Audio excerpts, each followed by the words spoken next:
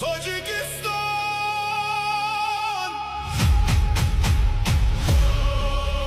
از خاک باستان این صدای ملت است.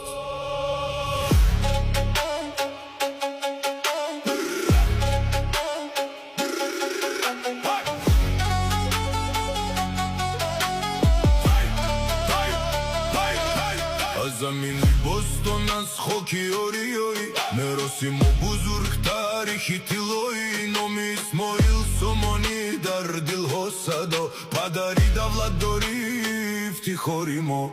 با شمشیر و قلم ساخت ملتی ما رو در صحیفه وقت نوشت نام و شرف رو ما فرزندان این خاک مقدسیم تاجیکستان جانم با تو نفس میکشیم از گذشته تا امروز با تو میستیم با افتخار نامی تو را میگویم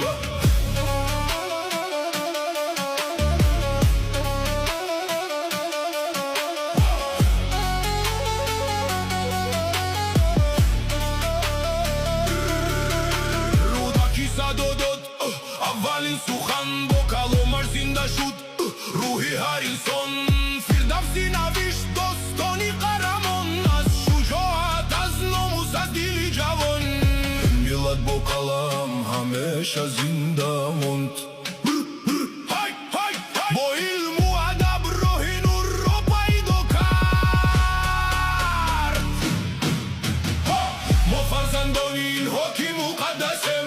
تاجیکستان جانم با تو نفس میکشیم از گذشته تا امروز با تو میستیم با افتخار نامی تو را میگویم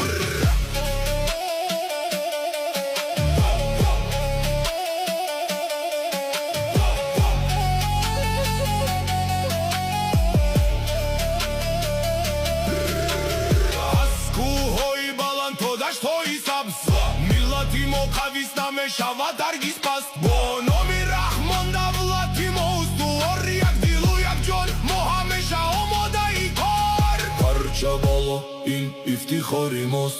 تاجیکستان در دل و در یاد ماست